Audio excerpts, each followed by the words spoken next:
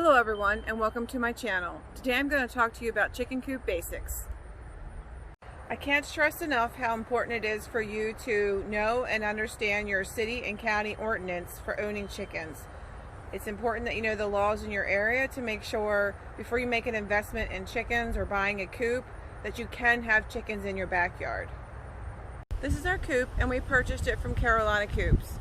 We really like the size, the design, and the build of this coop. They use really good materials, so we felt like it was a really good investment. What I want you to remember when buying a coop or building a coop is that you have 8 to 10 square feet per chicken in your run. This is the area outside of the hen house. This is where they'll spend the majority of their time. So you just want to make sure that they have enough room to move around, get around, and not be on top of each other. Now, if you're free ranging all the time or the majority of the time, it's not necessary to have that much room, but if you can't free range all the time, you need to make sure that you have that amount of room. When buying a coop or building a coop, you want to make sure that it's made of a good wood. You also want to make sure that it's off the ground. We have a base here that we built for our coop just to keep it level and keep it off the ground. You don't want the wood to get wet or moist or rot. So there's a pressure treated base that we have here for our coop. We also have hardwire cloth on here. This is a sturdy cloth that you can buy at any hardware store. Of course, we bought our coop from Carolina Coop, so it came with this material, but it's super strong. It keeps predators out and will keep your chickens in. You'll want the hardware cloth on every window or door or area that the chickens are exposed to. This keeps them safe. To make sure that your chickens have shade.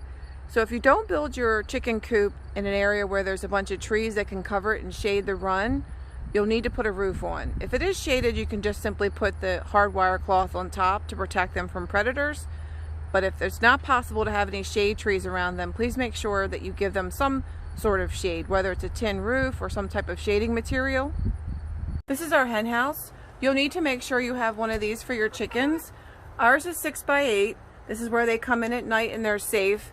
And this is also where you'll have your nesting boxes that are attached off of it or maybe inside of it, depending on how big your hen house is. We can also get to our nesting boxes from the outside. The nesting boxes are where your chickens will lay their eggs. It's convenient to have them where you can get to them easily. That way you can clean them out and also collect your eggs daily. You'll need to make sure that each nesting box is at least 12 by 12 or maybe 10 by 12. This way your chickens are nice and snug, which is what they like, but they also have enough room to move around and to lay their eggs. You'll need a place for your chickens to roost or perch, so you'll need some roosting bars inside of the hen house. This is where they will come to sleep at night. You'll need to make sure that you have at least 8 inches of space for each bird that you have. Ventilation. You'll want to make sure that you have plenty of ventilation in your chicken coop. This is very important for the health of the chicken. So you'll want to make sure if you're building it or buying it that there's ventilation at the top, that you have windows surrounding it, that they can be opened in the summer and the warmer months to let fresh air in, and they can be closed in the winter to keep them warm and dry. You need to make sure that you provide your chickens with an area where they can dust bathe. I built this dust bath and it contains dirt, sand, diatomaceous earth, and wood ash. That doesn't always mean that they're going to dust bathe in it. They do dust bathe in other areas of the coop, but I do provide this particular area and I keep it clean and fresh and add new materials as needed. They need a dust bathe area because this is how they stay clean and they keep mites and lice at bay. You also need to provide your chickens food and water, so you'll need something to put that food and water in. We have chosen to build a PVC gravity feeder. It's very easy. My husband's pretty handy. He just got the materials at Lowe's. You can also cover this up at night to keep mice and rats and rodents away, which we don't have, thank goodness, because I think we cover it up. But it also keeps it dry if it's raining, and I can fill this up and they can have food for 3 or 4 days. But you can also put it in a bowl or a chicken feeder. You can get those at your local feed store. We have a gravity watering system, and I also keep a bowl in the run. The watering system is very easy to maintain, and they do know how to use it. I also keep a bowl because sometimes I like to give them water with garlic in it, or in the summer I like to put ice cubes in it just to keep them cool.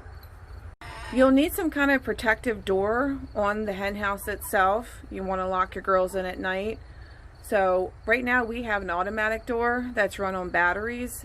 We do have it on a timer, so it opens and closes at certain times. So it will open at 6:30 in the morning and then it closes right before sunset. This is convenient because I can sleep in some mornings if I want to, but yet the girls can still come out and roam around and get some water and not be penned up in the hen house. But you can also get a wooden door that works just as well, or some type of apparatus just to make sure that the door is closed and secure at night. This concludes our session for today. I thank you for joining my channel, and I hope that everyone learned something.